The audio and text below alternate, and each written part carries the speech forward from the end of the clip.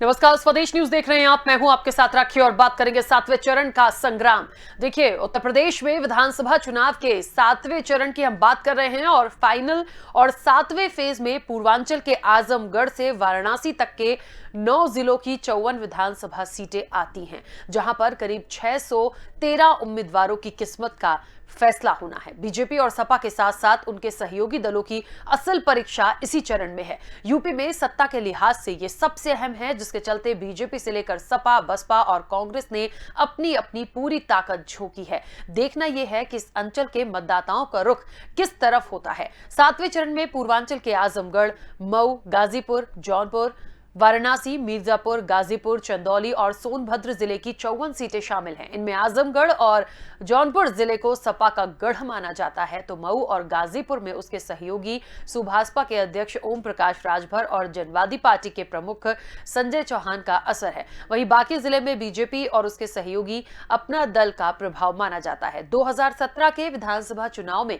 7वें चरण में इन 54 सीटों में से बीजेपी और उसके सहयोगियों ने 36 सीटें जीती थी, जिनमें बीजेपी को 29, अपना दल को 4 और सुभाषपा को 3 सीटें मिली थी। वहीं सपा ने 11 सीटें, बसपा ने 6 और निषाद पार्टी ने 1 सीट जीती थी। हालांकि कांग्रेस अपना खाता भी नहीं खोल पाई थी। हालांकि इस बार ओम प्रकाश राजभर ने बीजेपी से नाता तोड़कर सपा के साथ हाथ मिला लिया है, तो निषाद पार्टी ने बीजेपी से गठबंधन कर रखा है। और इस बार पूर्वांचल के सियासी हालात थोड़े से बदले भी हैं। छोटे दलों में सुभाषपा ने इस बार समाजवादी पार्टी के साथ मिलकर चुनावी मैदान में है। 7वें चरण में बसपा का भी अच्छा खासा जनाधार है, जिसके दम पर जीत की आस लगाए वो भी बैठी है। अब इन सीटों पर जहां पर आज वोटिंग हुई है और 2017 के विधानसभा यदि हम चुनाव को छोड़ दें तो जातिगत समीकरण 90 के दशक से हमेशा प्रभावी रहे हैं। देखिए, बहुत गौर करने वाली बात है कि सिर्फ 2017 को यदि हम छोड़ दें, बाकी आप पूरा रिकॉर्ड उठाकर देख लीजिए पूर्वांचल की सियासत का, कि 90 के दशक से हमेशा ही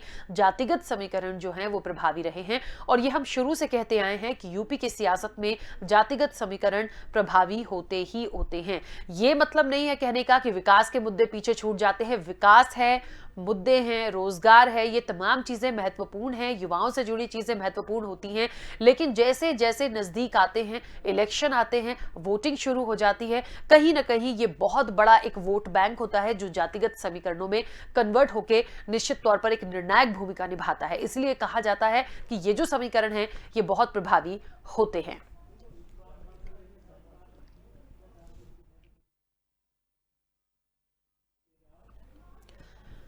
तो आखिरकार क्या होगा? 10 मार्च को नतीजे हैं, लेकिन अंतिम चरण की वोटिंग फिलहाल हो गई है और निश्चित तौर पर क्या हुआ होगा, तमाम दिग्गजों ने अपनी ताकत झोंकी थी। इस चर्चा को आगे बढ़ाऊंगी। मेहमान जुड़े हुए हैं। सबसे पहले मैं आपका परिचय करा दूं।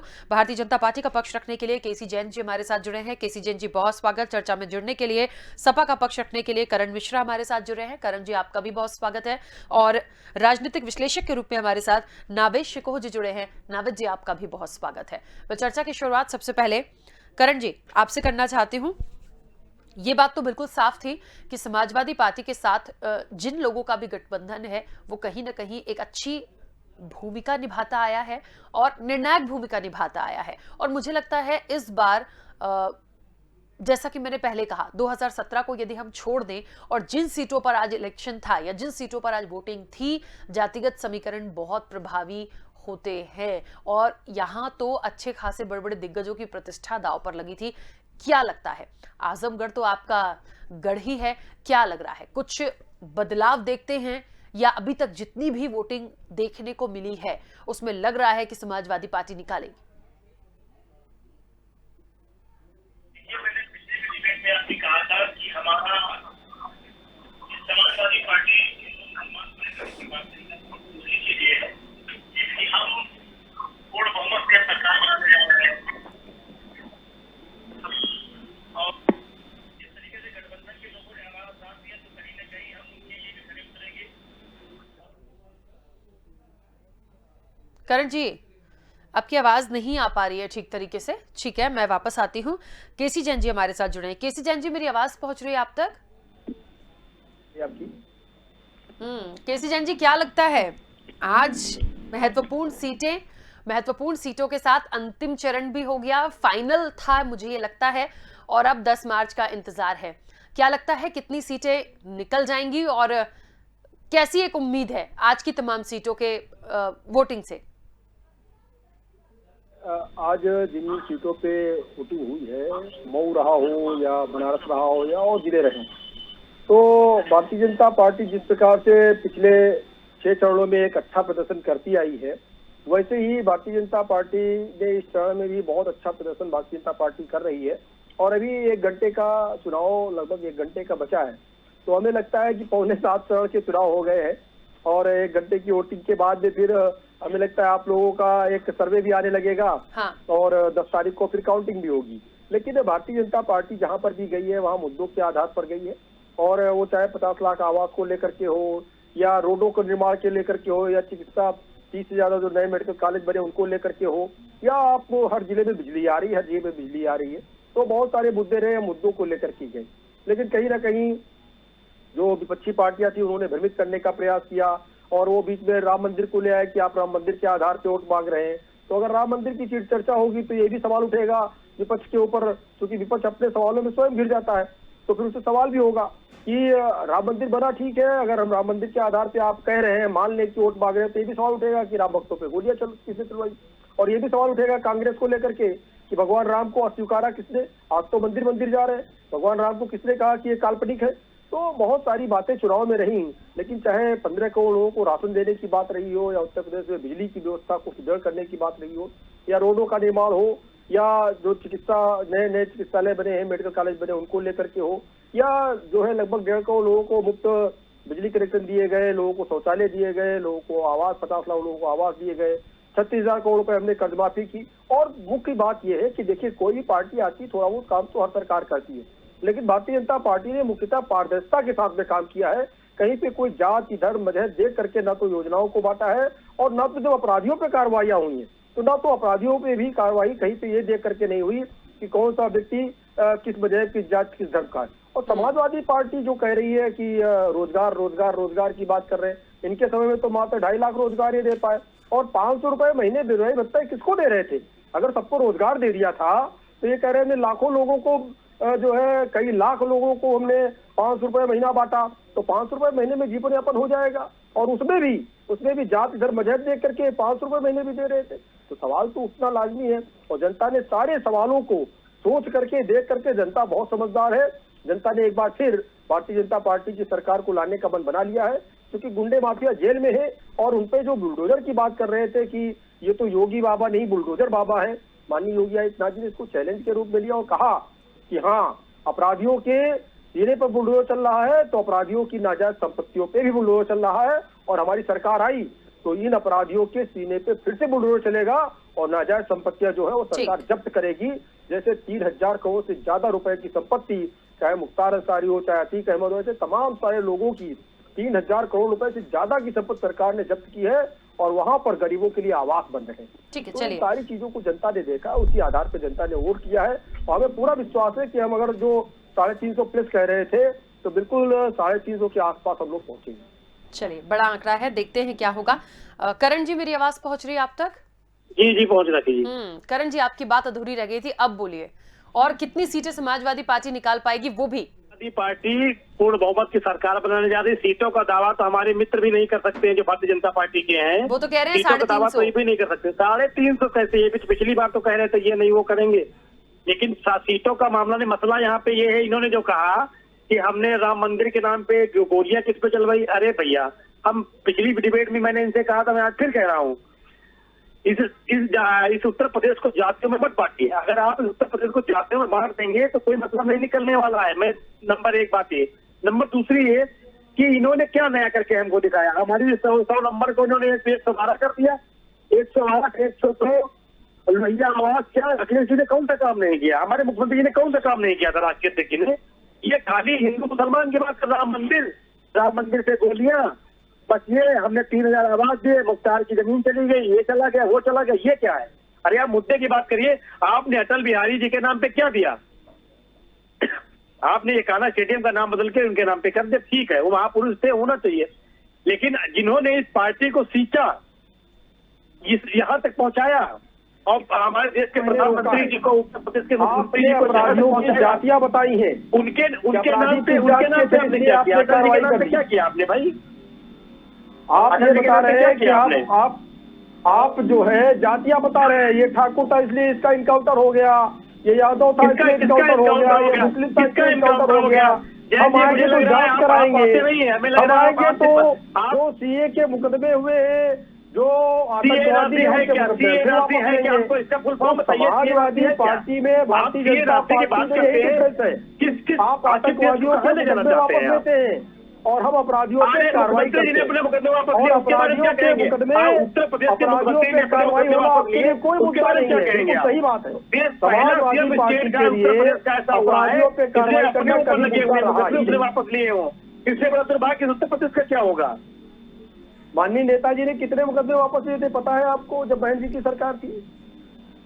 बहन जी की सरकार थे तो बहन जी ने वापस लिए थे कि माननीय नेताजी ने वापस लिए थे? लेकिन पहला बहन जी की सरकार में मुकदमे लगे थे, बाबा जी जिन्होंने बहन जी की सरकार में मुकदमे लगे थे, माननीय मुलायम सिंह यादव जी के ऊपर 502 मुकदमे जो थे किसने वापस लिए थे? नहीं है जी, जब आपकी सरकार आई 502 मुकदमे वापस लिए नेताजी ने रातों रात, बहन जी की सरकार में जो लगे थे। आपके नेताजी ने क्या किया?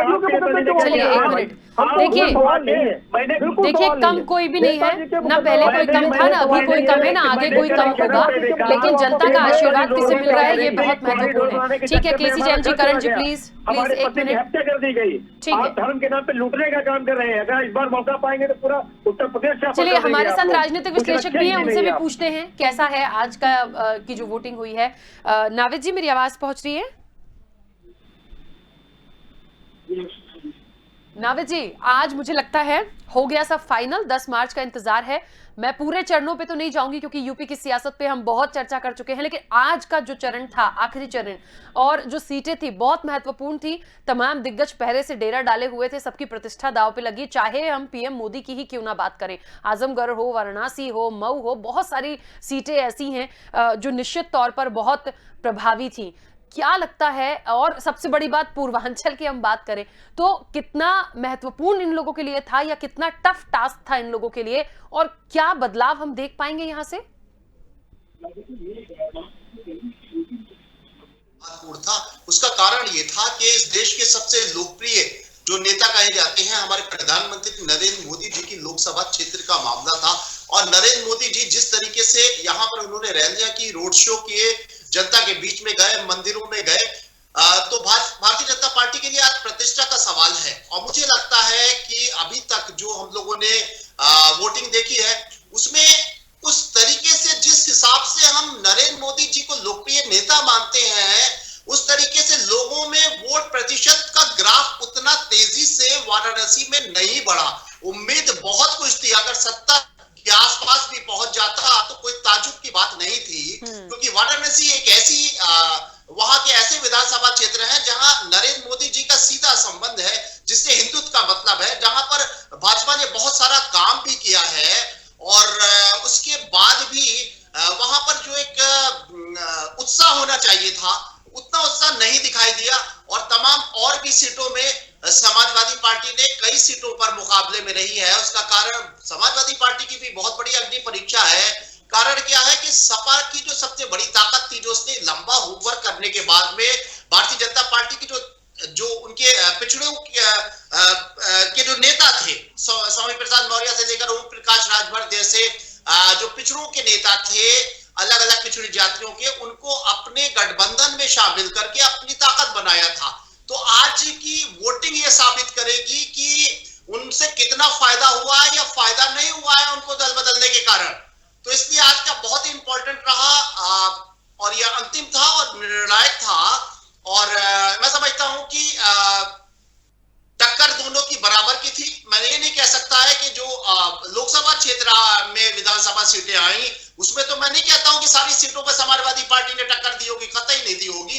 कई सीटों पर एक तरफा मुकाबला, एक तरफा भारतीय जनता पार्टी का एक बड़ा वर्चस्व रहा होगा, लेकिन अन्य जो सीटें हैं आज के फेस में उसमें समाजवादी पार्टी का अच्छा खासा जनाधार है, और उसने भारतीय जनता पार्टी और सपा के साथ में बराबर की टक्कर रही है।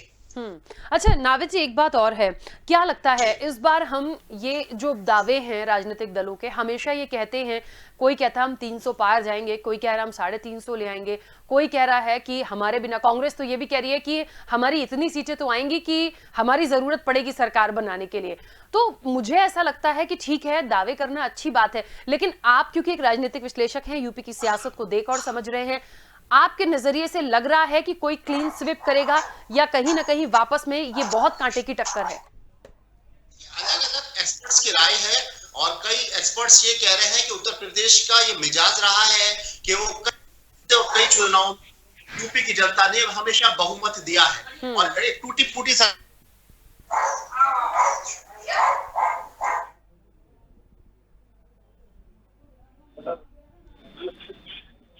नाविद जी, चलिए, मुझे लगता है कुछ टेक्निकल इशू हुआ है। ठीक है, मैं दोबारा उनसे कनेक्ट करने की कोशिश करूंगी। केसी जैन जी, ये बहुत महत्वपूर्ण सवाल था, उनका कुछ जवाब आता तो मैं आती आप ही के पास, क्योंकि 350 आप ही कह रहे थे। खैर ठीक है दोबारा कनेक्ट होंगे फिर पूछूंगी। लेकिन ठीक है, एक बात तो है, भारतीय जनता पार्टी के लिए वाकई में बहुत महत्वपूर्ण था, खास तौर पे एक चेहरा ही ऐसा था वाराणसी से कि कहीं ना कहीं प्रतिष्ठा दांव पर थी। लेकिन हाँ, ये बात मैं जानना चाहूंगी, ऐसा क्या आप लोगों को भी लगा है, मैं ये करण जी से भी पूछूंगी, कि जो वोटिंग परसेंटेज हमने 4 बजे के आसपास देखा, वो काफी डाउन था, मतलब बहुत ज्यादा ऐसे बढ़ चढ़कर वोटिंग हुई हो ये देखने को नहीं मिला। इसका क्या एक वजह मानते हैं? जी, हमें तो लगता है कि जो वोटर जो बचे थे, और हो सकता है कभी कई चरणों में ये देखा गया कि लास्ट के 1-2 घंटे में काफी लोग निकले, तो हमें नहीं लगता है कि बहुत ज्यादा कोई डाउन होगा वोट परसेंटेज।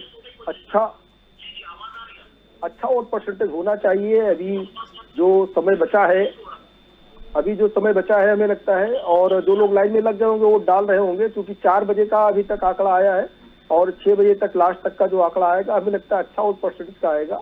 दूसरी बात ये कि ये बात आपने सही कही, नावेद जी ने भी सही बात कही कि प्रधानमंत्री जी का क्षेत्र आता है, और ऐसे में ये बहुत महत्वपूर्ण चरण था। और देखिए, चरण तो सारे महत्वपूर्ण है। इसके पहले जो है मुख्यमंत्री जी का जब गोरखपुर था तो योगी आदित्यनाथ जी का स्वयं का चुनाव था, इसके पहले केशव प्रसाद मौर्य जी का था, वो डिप्टी सीएम थे, इसके पहले कई सारे मंत्रियों के थे। तो हर चरण कहीं ना कहीं महत्वपूर्ण है, लेकिन ये महत्वपूर्ण बिल्कुल चरण रहा, क्योंकि देखिए ये प्रधानमंत्री जी का क्षेत्र है।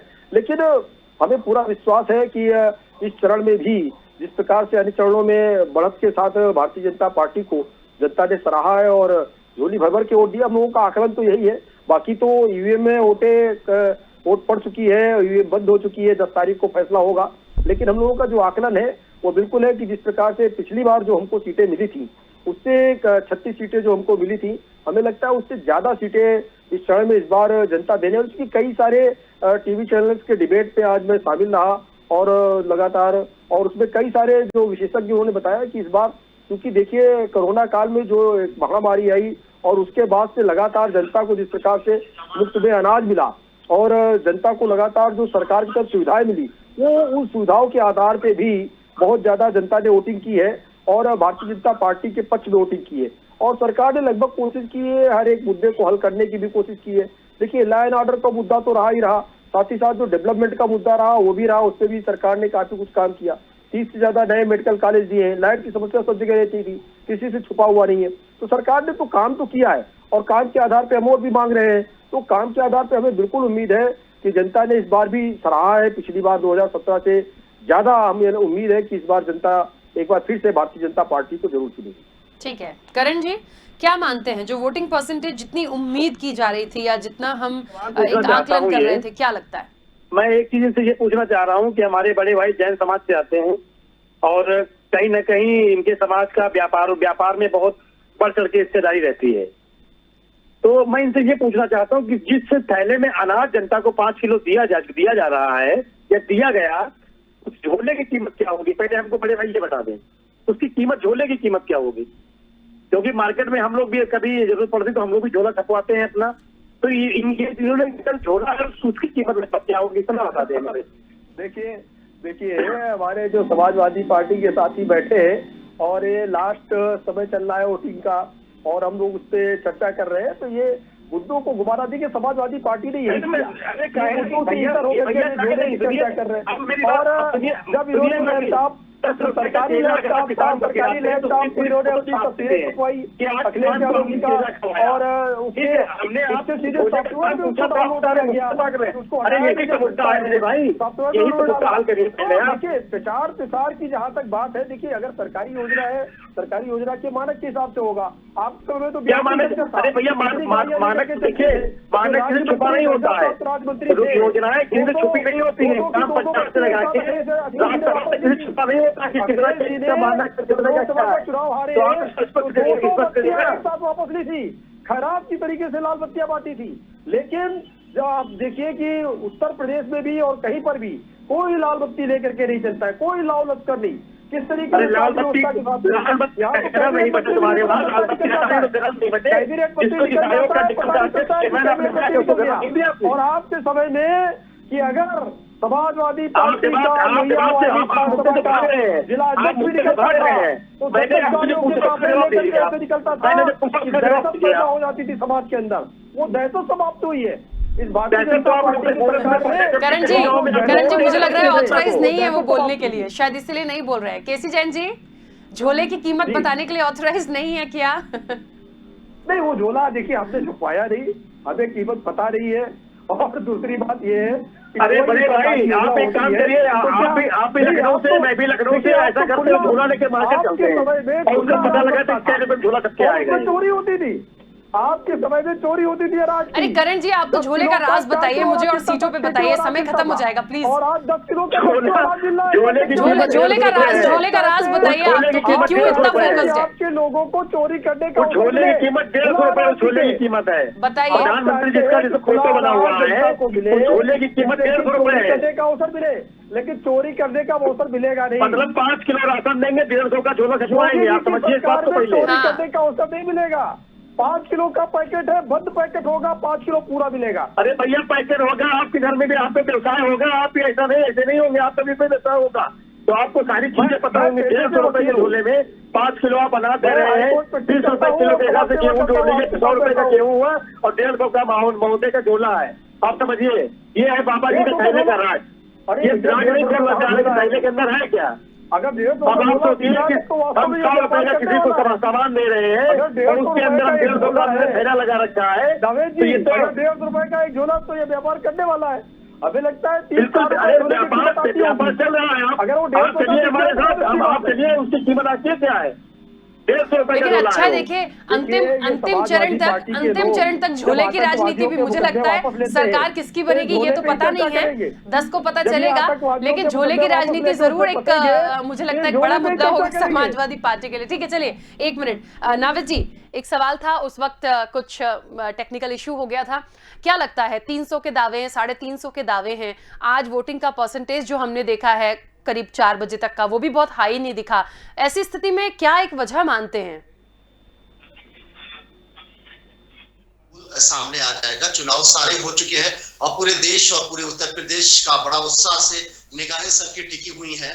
मामला क्या है कि अभी तक जो भी एक्सपर्ट्स की राय है, मैंने कहा था जो कई लोगों का तो कहना है कि कोई एक दल जो है, कोई एक गठबंधन बहुमत पर आराम से आ जाएगा, लेकिन मेरा अपना खुद का अनुमान यह है कि अब वो बातें अलग है कि हर एक राजनीतिक दल कह रहा है 350 और 300, किसी ने तो 400 भी कह दिए। वो सब कहने वाली बातें होती है और दिल को बहलाने की बातें होती है। और सबसे बड़ी बात है अपने कार्यकर्ताओं में उत्साह पैदा करने के लिए, आत्मविश्वास पैदा करने के लिए होती है। असलियत उनको भी पता है कि हमारी जमीन पे क्या पोजीशन है। एक चीज मुझे लगता है कि आज की तारीख में जो अंतिम चरण खत्म हुआ और जो स्थितियां परिस्थितियां सामने आई हैं, तो दोनों समाजवादी पार्टी और बीजेपी का बाइपोलर जो आमने सामने का टकराव हुआ है और दोनों एक बड़ी ताकत बन के उभरे अगर हैं, तो कोई बहुमत के आसपास कोई एक दल होगा और कोई दोनों में कोई खास अंतर नहीं होगा। और दोनों में अगर कोई खास अंतर नहीं होगा तो ये भी हो सकता है कि जो विनिंग स्थिति में हो, सबसे ज्यादा नंबर्स भी होने के बाद भी वो शायद बहुमत की रेखा नहीं पार कर सके। और जो तीसरी ताकत है उसमें कोई भी हो, उसमें बसपा हो या उसमें कांग्रेस हो, उसके बारे में टिप्पणी अभी नहीं कर सकते हैं, क्योंकि कहा यह जा रहा है कि 10 से 20 सीटों के बीच में तीसरी ताकत होगी, कोई भी होगी, तो उसका एक सहारा रहेगा। और ऐसा ना हो तो बहुत अच्छी बात है, कि जो तोड़ फोड़ की राजनीति होती है, जो कि मैं समझता हूँ कि लोकतंत्र में इसको अच्छा नहीं समझा जाता है, शायद इस तरह की स्थिति बन जाए। और एग्जिट पोल जिस तरीके से तमाम एजेंसियों ने एग्जिट पोल अभी पेश करने वाले हैं, कई चैनल्स पेश करने वाले हैं, उसकी एक पेशेंट गोई जो होगी उसके आधार पर कई राजनीतिक दल इस तरह की तोड़ फोड़ के समीकरण तय कर लेंगे, लोगों के संपर्क में आने लगेंगे, कौन सा विधायक कहां से टूट सकता है, कहां से कौन सा सौदा हो सकता है। ये सब ना हो तो अच्छी बात है, लेकिन डर इस बात का है कि अगर कोई बहुमत में नहीं आया, कोई राजनीतिक दल 200 क्रॉस 203 प्लस क्रॉस नहीं कर पाया, तो ये स्थिति बनने का एक खतरा बना हुआ है। चलिए, वाकई में बहुत दिलचस्प होगा। एग्जिट पोल भी आएंगे ही, और एग्जिट पोल के बाद नतीजे बस समझ लीजिए 10 तारीख का इंतजार है, देखते हैं क्या होता है। आप सभी का बहुत शुक्रिया इस चर्चा में जुड़ने के लिए, क्योंकि समय की सीमा है।